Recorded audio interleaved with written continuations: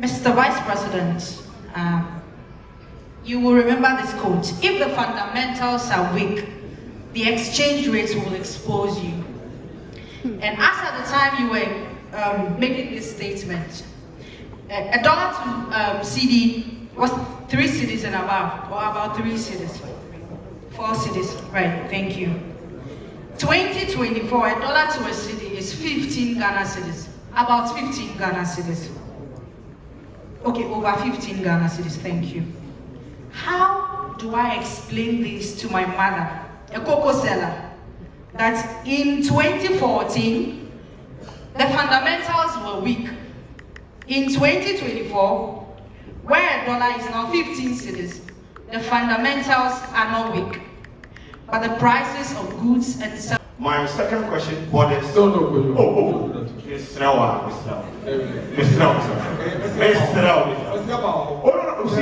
question is one question.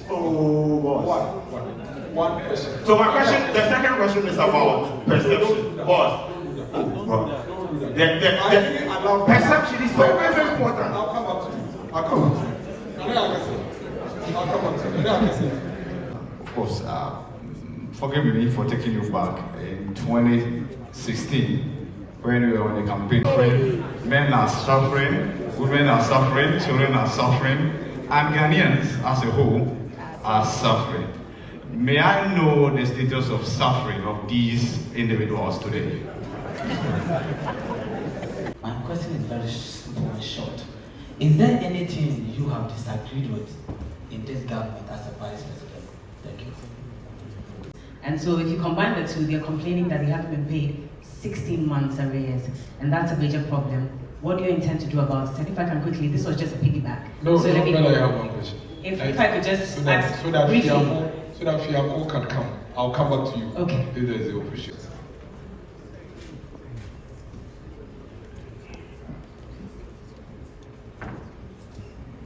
Thank you very, very much. I think those are pretty tough questions.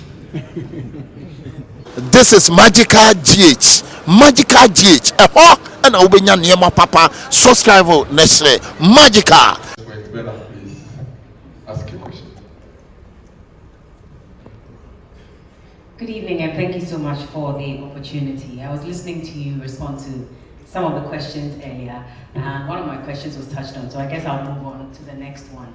But just to piggyback off job creation, one of the major aspects of job creation under the MPP is the NAPCO program. And quite recently, you would recall, said that they were threatening to go on a demonstration because they were owed 9 months arrears. Now, even Heal Ghana, and this is something I followed keenly, so I've had conversations with them. Heal Ghana, even before the 9 months, were owed 7 months. And so if you combine the two, they're complaining that they haven't been paid 16 months arrears, and that's a major problem. What do you intend to do about it? And if I can quickly, this was just a piggyback. No, so let me I have one question. If I could just so that briefly. Fiapo can come. I'll come back to you. Okay. If there is the opportunity. Thank you, Fiapo. Thank you. Good evening, Your Excellency. I want to take my question from your manifesto for this year's election, and I'm looking at provide better health care for all. Now, you did mention that you were going to offer incentives for healthcare workers to buy 1 vehicle, each with engine capacity up to 1.8 liter. Now, for clarity purpose, is it that these vehicles, they will buy them outside and they will be duty free? If that is it, we know we have about 5 automobile companies in this country. Your government brought them. How would this policy boost their production and also enhance the kind of people they would want to work with? Because if they are going to import these cars, we are not really helping them. Thank you, Your Excellency. I'm grateful.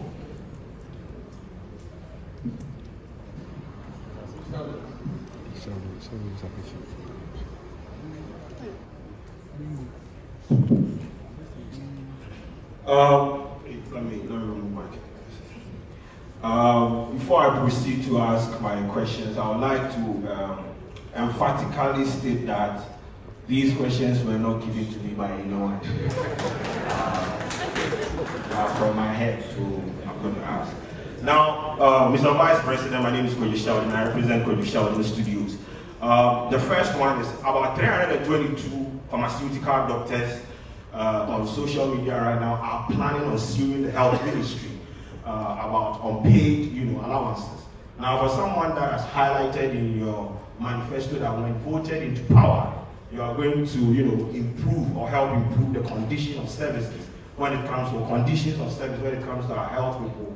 For right now that you are the vice president, what can you do to help these pharmaceutical, doctors who are, contemplating on suing the Ministry of, Health? My second question borders. The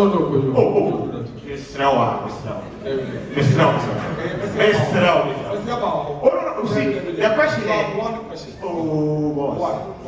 One question. So my question, the second question is about perception.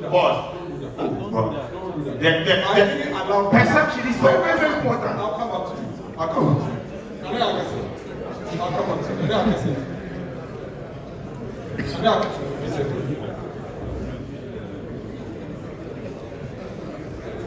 Good evening, Your Excellency. My name is Nana Yakesi. I work with BSF. You have promised abolishing bed tax, e-levy, flat import duty, one-time tax amnesty, among others. If you really believe that that is what Ghana needs, why should we wait till you become the president and not implement it now?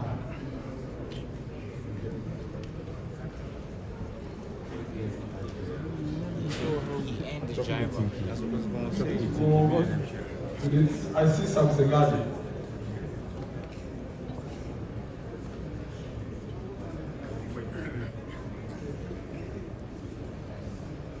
Good evening, Your Excellency. So, my question is coming from a group of students on scholarship abroad. They are concerned that the scholarship secretariat is not doing what it has to do for them. At page 27 of your manifesto, you speak about harmonizing public scholarships. And there's a purpose for it. You say the purpose is to give full visibility. Beyond the visibility, what will you do about this now and not later? There are some of them, for 20 months, they have not received their stipends. In a number of universities in the UK, in Warwick, Coventry, Nottingham, they are under threat of losing their studentship. In Birmingham, 11 of them have already been withdrawn and they are facing deportation.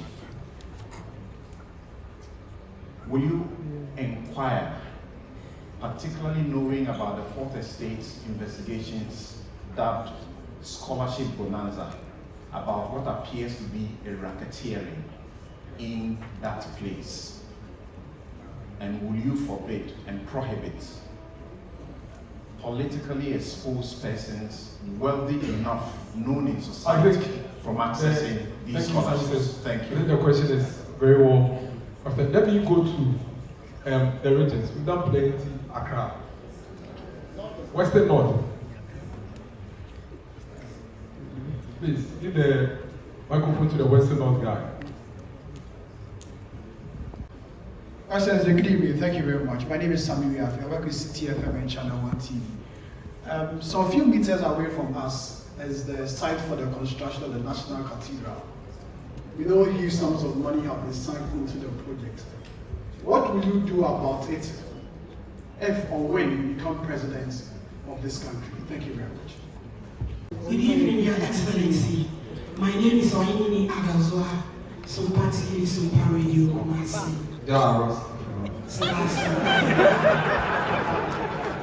In your manifesto, page 24C, you did mention something about flat rate. So let's say somebody import car engines and somebody second-hand clothing. are they going to pay the same amount? I think we need better and fairer particulars. Thank you. Thank you very much. My name is Ibrahim Hassan, GH1 TV Star FM. Your Excellency, of course, forgive me for taking you back in 2016 when we were on the campaign. Men are suffering, women are suffering, children are suffering, and Ghanaians as a whole are suffering. May I know the status of suffering of these individuals today?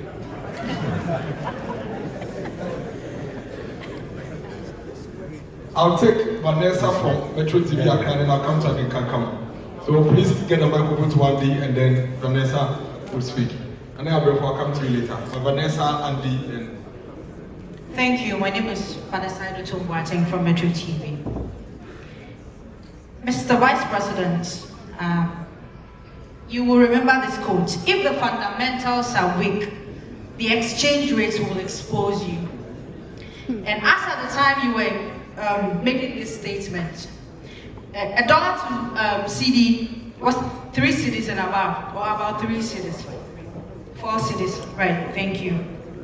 2024, a dollar to a cedi is 15 Ghana cedis, about 15 Ghana cedis. Okay, over 15 Ghana cedis. Thank you. How do I explain this to my mother, a cocoa seller, that in 2014 the fundamentals were weak? In 2024, where a dollar is now 15 cedis, the fundamentals are not weak, but the prices of goods and services are high today. Thank you.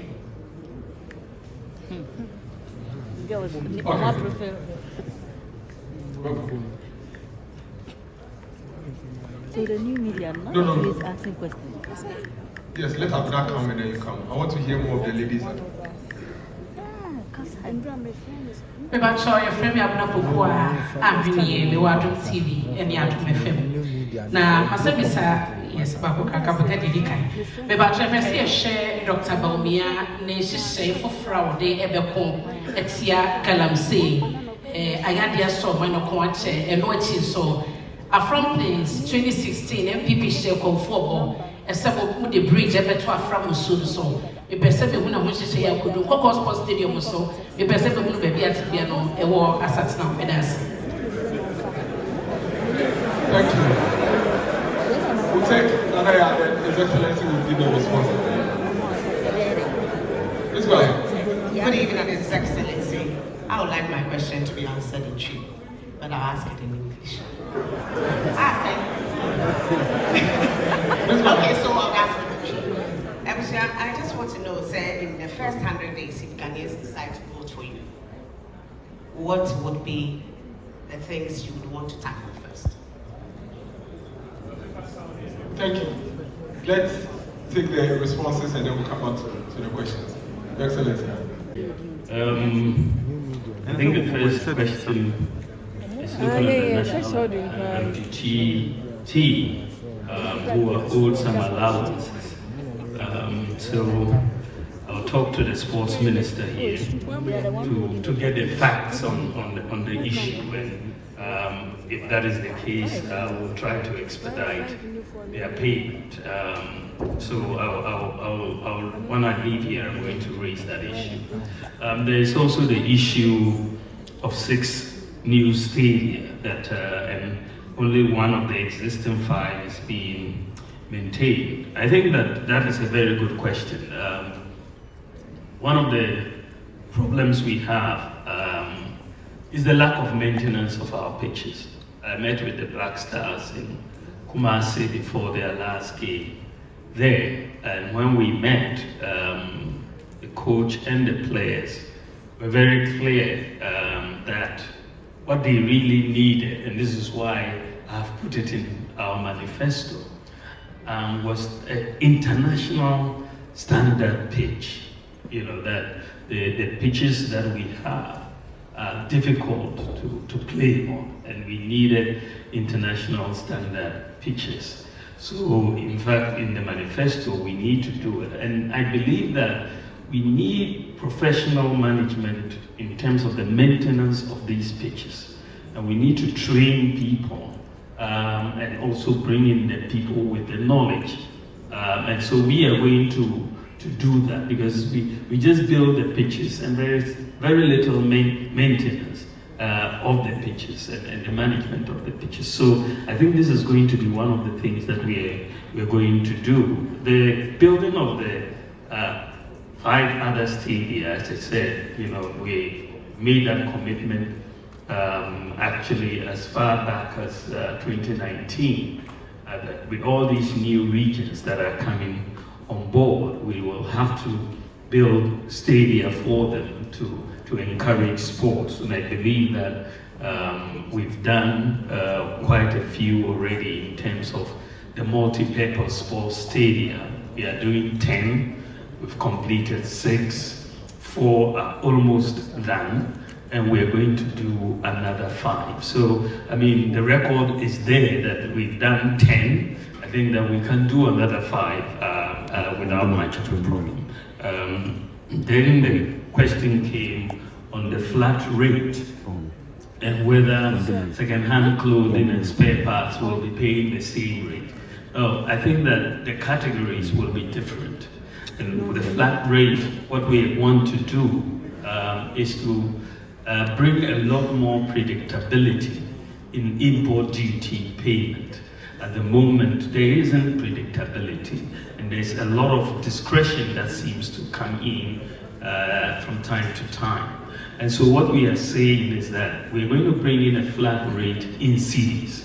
So if you're bringing in spare parts, and there's a 40-foot container of spare parts, you will know exactly what the duty is for the spare parts, say 20,000 cedis or 15,000 cedis or 30,000 cedis. It's a flat rate. So when the 40-foot container arrives of the spare parts, then you know you'll pay 40,000. If you are bringing in second-hand clothing, and that is attracting 20,000 cedis duty, you will know beforehand that it will come. It's not that it will arrive and then the price will change, because they will say the exchange rate has changed, so you pay more. But it will be a flat rate. So there's not going to be any confusion.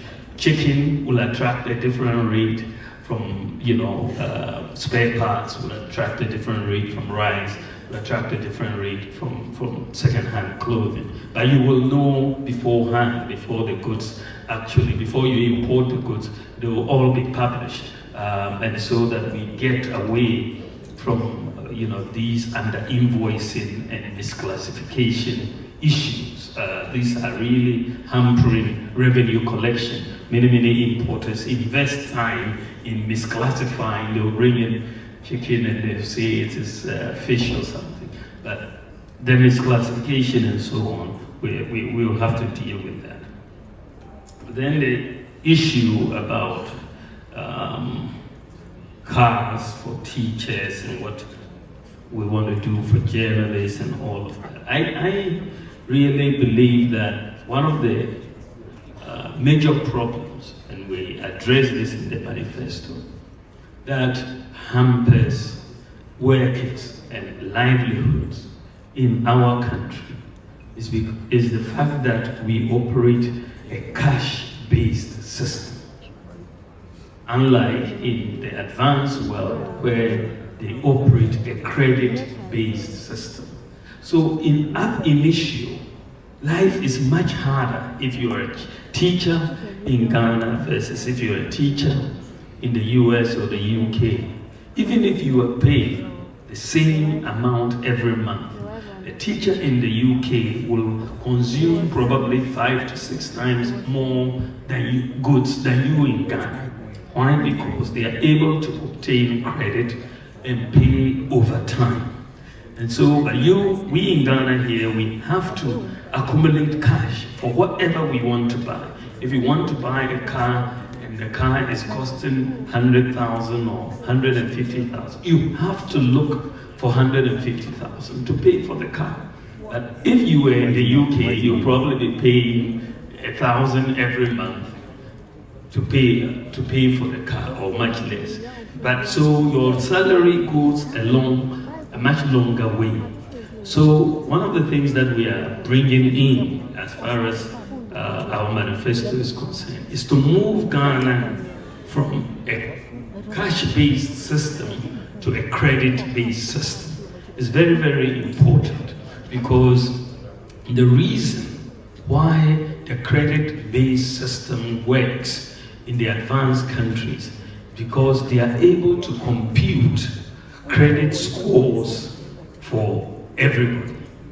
You know, credit scoring is key to a credit-based system, because it then assesses the risk of any borrower in terms of borrowing, money for a fridge or a car or a TV or whatever. So the credit scoring becomes very key. 14 years ago, I wrote a book on monetary policy and financial sector reform in Africa. This was in 2010. And in this book, I was making the case for why Ghana and Africa generally, we needed to move towards the credit-based systems.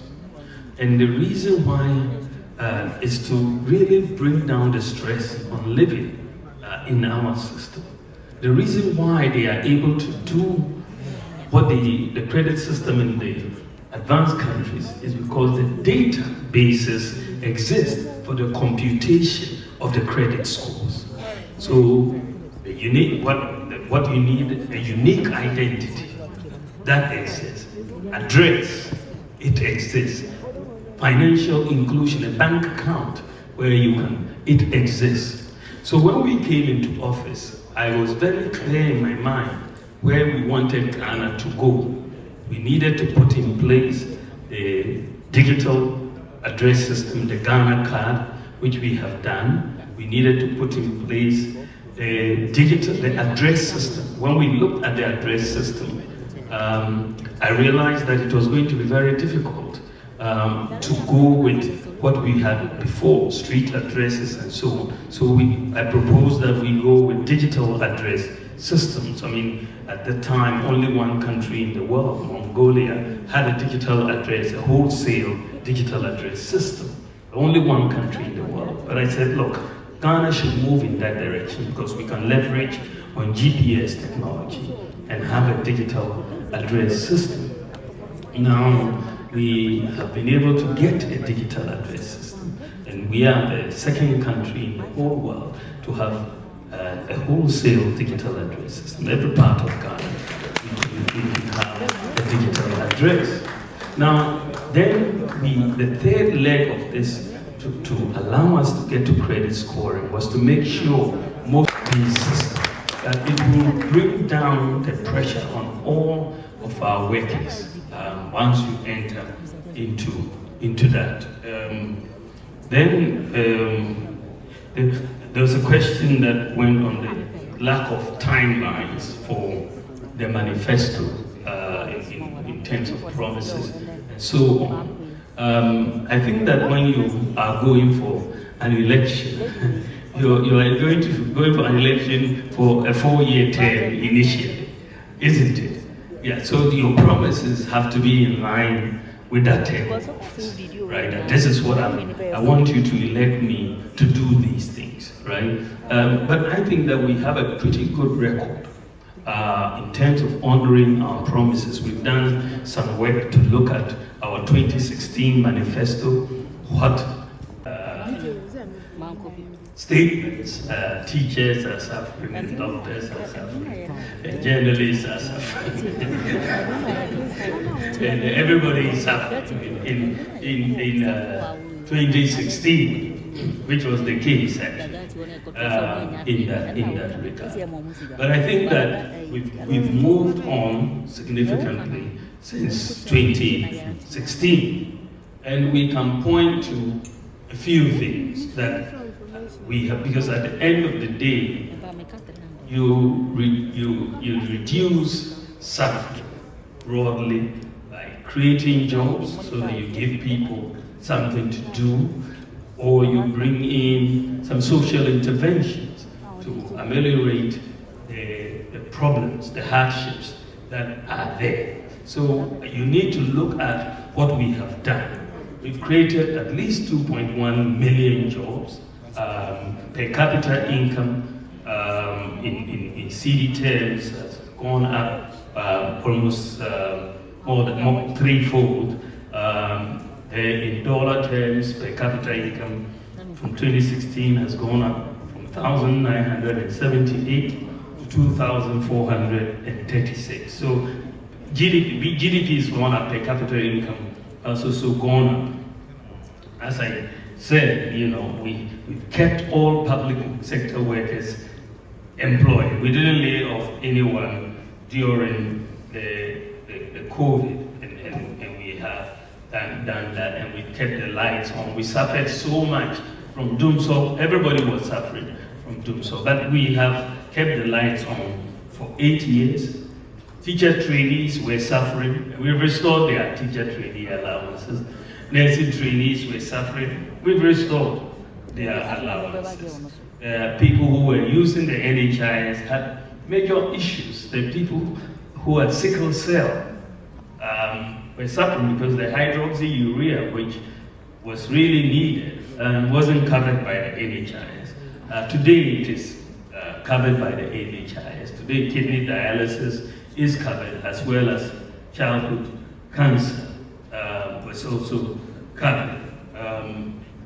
You also see that for the people, the issue of rent advance, the National Rental Assistance Scheme has come in to really help in that. During COVID, we gave free water for a year, free electricity. For people in the rural areas and remote areas, we brought in medical drones to deliver medicines, vaccines, blood across 2,694 health facilities.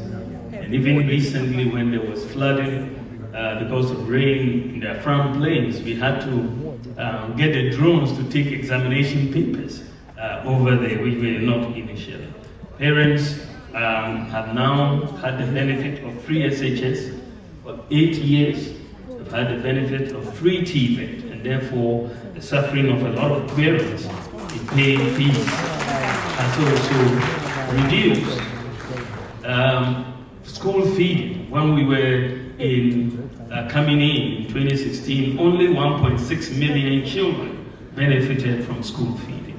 Today, 4 million children are benefiting from school feeding, more than double. We have also absorbed the examination fees for all students, for BEC and WACC examinations. And then, as I said before, we've doubled the number of student loan recipients from 30,000 to 58,000. We've introduced the no guarantor student loans. A lot of students who were suffering, looking for guarantors, now just need their Ghana card and they will get it. So we've done quite a bit. We brought in one constituency, one ambulance, and procured ambulances for many of our constituencies or many of our districts. And also, if you look at the small and medium enterprises who had major problems in accessing funding, we've provided funding over the last 8 years to 444,000 SMEs, 1.4 billion Ghana cedis, which has been quite significant by any account, and very historic in that regard. Social interventions to ameliorate that suffering. It's not gone, but at least we can point to things that have gone in to reduce the suffering of our people. I mean, even renewing National Health Insurance card was a problem. Just to renew it, many people had to go and sleep. I know in my constituency, people had to go to the NHI office and sometimes sleep for 3 days before they could renew National Health Insurance membership. But today, you just sit in your home and renew. Today, you sit in your home and buy electricity credit. You don't need to take trotro or taxi and go somewhere else to do it. So we've done quite a bit to reduce the suffering of people, even though, of course, it is not complete. We still have more to do, and we'll continue.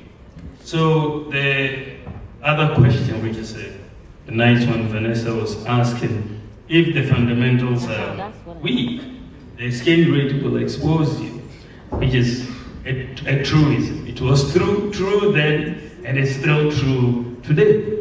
It's an economic truism that once the fundamentals weaken, you will see the impact on the exchange rate fundamentally. And when we talk about many of these fundamentals, we're talking about the GDP growth rate, you're talking about the fiscal balance, you're talking about the exchange, the reserves, level of the reserves that you have, inflation, and so on. When we came into office, during the first term before we hit COVID, between 2017 and 2019, you saw the fundamentals pretty much strengthening by all accounts. And the exchange rate depreciated in those 3 years by less than 5%. That was the lowest depreciation in the currency for 28 years. 28 years. That was the lowest depreciation of the currency. I think we went up, even after COVID, we didn't get that high a depreciation. But the biggest shock for the economy came in 2022. All hell was breaking loose in 2022. Inflation, 54% as of November 2022. Exchange rate had depreciated 54%. And of course you could look at the fundamentals were in trouble at that time.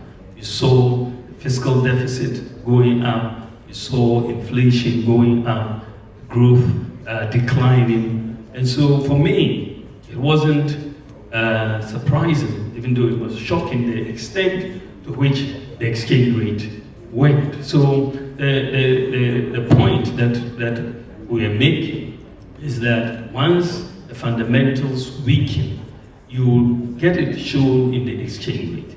And this is why we have seen that recently, even though we're depreciating in November at 54%, this year the depreciation has been 18.6% so far, right? We're looking at around 18.6%. So you're looking at a situation this year. Why is the depreciation lower? Because the fundamentals have strengthened. The fiscal deficit is under 5%. We are running a primary surplus.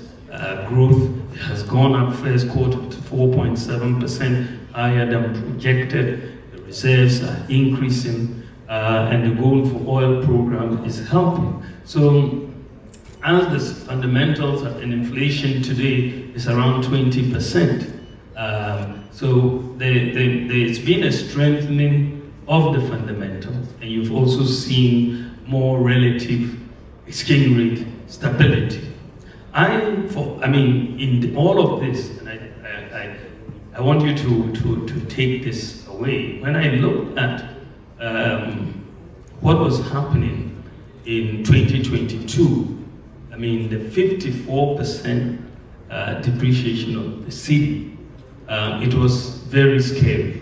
In fact, in 2022, this economy was on the verge of collapse, because you saw our reserves declining very steeply. The exchange rate was blowing up, inflation was up, and my worry at that time, frankly, was that I could see this country moving towards Sri Lanka. Sri Lanka was what was clearly in my mind at that time, because you saw protests in Sri Lanka. They had no fuel. Dumsor was there. And when you saw the way our reserves were moving in 2022, we were heading right in that direction, that we were going to get queues on the street, we couldn't buy fuel, we couldn't pay for so many things. And it was in that context that I came up with two policies. One was the gold for oil policy and the gold purchase program of the Bank of Ghana. Because when I looked at it, you know, sometimes when they say necessity is the mother of invention, because when I looked at it, we were headed for disaster, you know. But I made the case. I looked at the numbers, and I said, well, how are we going to get foreign exchange to buy fuel in this declining reserves? And then I looked at gold. I said, let's take a look at gold. I looked at the reserves of gold that we had, and it was 8.7 tons. 8.7. That is from independence to 2022. Our gold reserves were 8.7 tons. 8.7. I mean, when you look at the US, they had 8,000 tons in gold reserves. The UK, Germany, France, you know, all above 2,000, 3,000 tons. And Ghana, the largest gold producer in Africa, had 8.7 tons. So I said, this is something that we need to change. And so Ghana needs to start, because the thing about gold for us is that we don't have to export anything to get gold. If we have cities, we'll buy gold right here locally. So we can use our cities to buy gold without needing to export cocoa or oil or diamonds or timber. We just buy the gold locally. That is what we have that many countries don't have. It's just something that many countries don't have that opportunity to do so.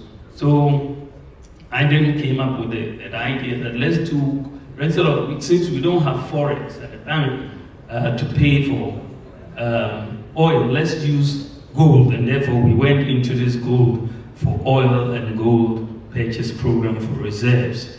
And what is very, very interesting, frankly, without this gold for oil, the gold purchase program, this economy would have collapsed. There's no doubt in my mind. There's no doubt in my mind. Why do I say so? In the last couple of years, Bank of Ghana under the gold purchase program has been able to buy $5 billion of gold.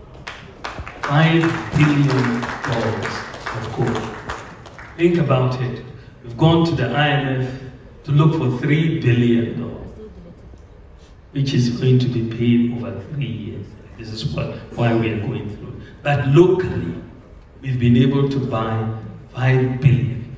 And this is why there are no queues for petrol. This is why DOSO has not happened in Ghana. Because otherwise, where would you have gotten $5 billion from your reserves? Where would you have gotten $5 billion from your reserves to keep up all the payments you needed to make? So that has been, for us, the game changer. And so the pilot that we are seeing with the gold purchase program and the gold for oil program, I want to institutionalize it going forward. And this is why, by the grace of God, when I am president next year, we are going to institutionalize this. Someone asked me, oh, why is it that the French West African countries have not seen depreciations in their currency? Cote d'Ivoire, Senegal, and all of these. I said, well, they are anchored. The currency is anchored to the euro through the French franc. So they are anchored. Unfortunately for Ghana, we don't have an anchor. There is no anchor for the city. So what I am going to introduce, what I want to institutionalize, is something that we have learned from this crisis. You will not find it in any textbook. Maybe some people will now write it in a textbook. You will find it in a textbook. It's not in a textbook. Because what I'm going to do is fairly simple, as I said, but we have had to learn about it. Because what we are going to do is to say that if you want foreign exchange, and we've tried it already, the pilot with some of the big companies. One big company at 3.1 billion Ghana cedis. They wanted to externalize 3.1 billion Ghana cedis, and they were looking for foreign exchange. Can you imagine the impact on our market? If someone comes out with 3.1 billion cedis looking for dollars. So they were trying to talk to the Bank of Ghana and all of that. So their chairman flew into the country and came to see me and said, we are having these problems and we have to externalize our dividends and all of that. We have 3.1 billion and we are looking for dollars. We're looking for dollars from all the banks and all of that. So I listened to them and then I asked, will you take gold? He said, oh sure, gold is forex, that is not a problem. So I called the governor and said, look, why don't we put this 3.1 billion through the gold purchase program? And guess what? It was done virtually overnight, and their money was given to them. So essentially, what we're saying is that demand for the dollars, you bring your cedis, we have the gold. There's no doubt. I mean, the gold is there. I mean, we have 5 billion ounces, even not yet explored, as the Geological Survey Authority has told us. That's $10 trillion. Right? So bring your cedis, we buy the gold, give you your forex. It's that simple. So your demand for the forex will be met by an equal supply of gold, and Ghana will see stability of the currency long term. So we're looking for a simple solution to a long-term stability for the city. And that is what we are bringing in, and that is what is happening. What I'll tell you, and I'm sure maybe you have heard, is that other countries have started coming to Ghana to learn about our gold purchase program. The other countries have started coming. The Bank of Ghana is inundated with requests for people to come and learn.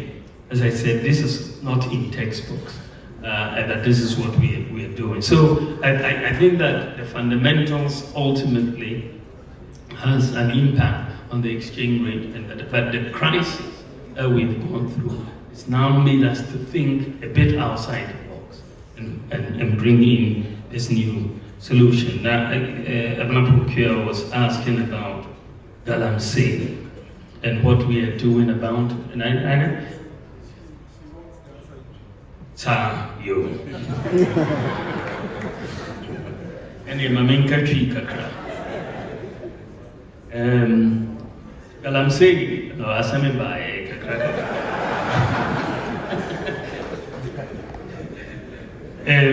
Yepesa, yes, son, and she share a war, your mining sector. Say, Galamsey for only need pen licenses, Yadimo, Yabessan, Sanchi Shell, Yabe, the easy, Mrepama, Bia, Oye Galamsey, and Ubenya mining license, with ODB Juma. So, Yadi, some Ranapa, district committees, additional leaders, through the Minerals Commission, Umubenya licenses, Umube register, ne Omagana card. Then you be community mining schemes, Geological Survey Authority, where she share almost survey, not almost who said, a hana gold no, a hana gold no, and then said almost two gold no, a trial and error. But what could to her when you know when you know now who say assassin, but yet the data, Bahane country said, Galamsey for or small-scale miners. A hana gold no war into ye shisha community mining scheme or ama monko ho untutu ya na ya to gold no adia ko Bank of Ghana.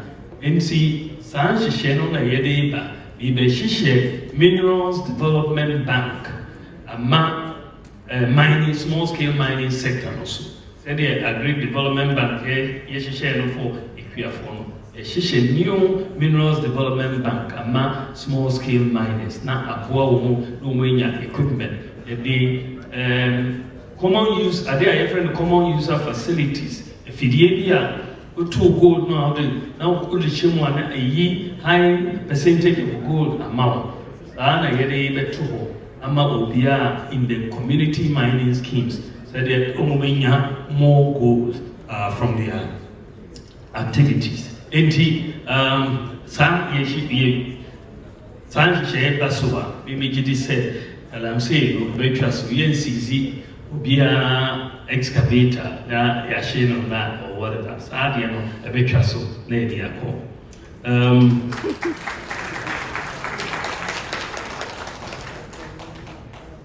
I heard about a front place and then Coco. I don't know. I'm missing the From Plains question. The bridge. Yeah. Yes, it's a bridge. And I can call Sports Stadium 2020 because we see who's the medals. Yes. So the From Plains Bridge, I think, is one of the bridges that we are working under with the Korean facility. It's one of the projects that was presented to be done under the Korean facility. When we say the Koreans have given us a grant and a concessional loan of $2 billion, and we've had to take a number of projects to them for funding. I think that bridge over there from is one of them. And then the Koko Sports Stadium, I have to follow up with the minister on that one. I can't give you a direct answer on that. Then the question came, the first 100 days, what would you do? I'm definitely not taking a honeymoon.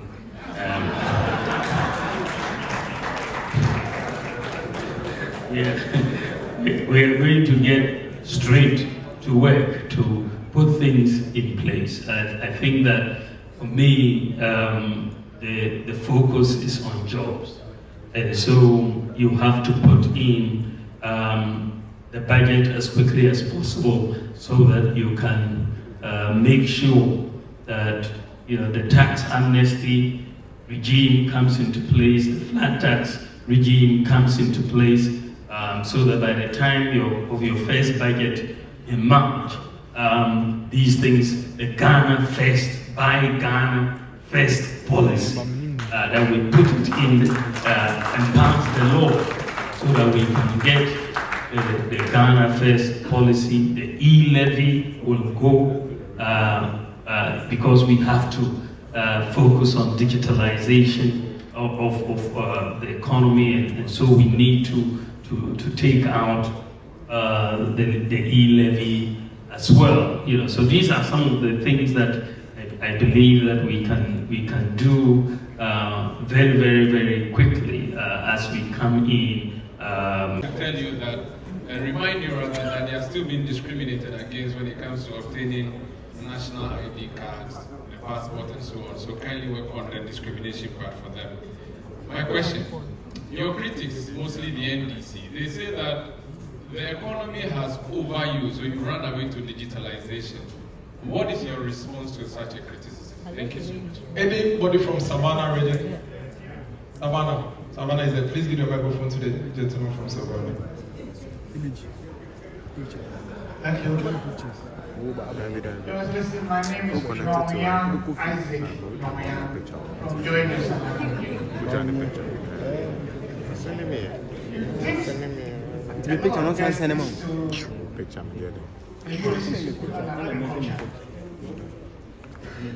One fundamental key on the agriculture, which is the steel industry, is crushing collapse. He's from Jachi, somewhere in Kumasi, so we can't be brothers. But by the way, these days it's very difficult to hear the MPP talking about the fight against corruption. I don't know whether that has been captured in the manifesto. If it has, can you throw a little light on it for us, please? Thank you. Thank you, Mr. Vice President. You've been touted as one with integrity.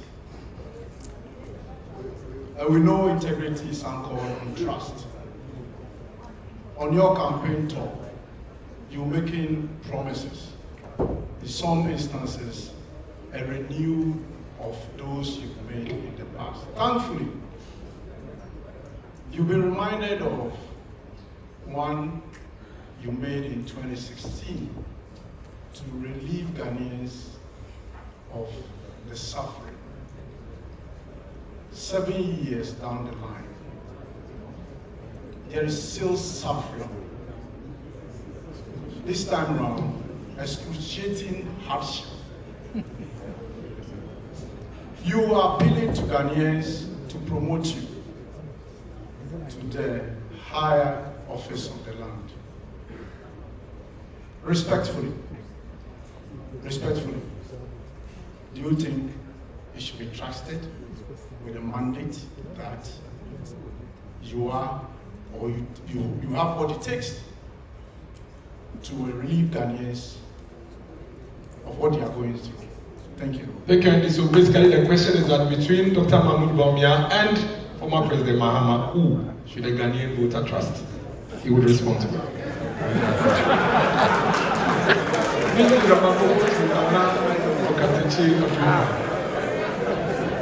Okay, it's with Evans. So let Evans come then. Okatechi will come then. Uncle Ebokwansa will come. Okay. My name is Evans Benson. I work with Joy News. On page 29 of your manifesto, you promise to protect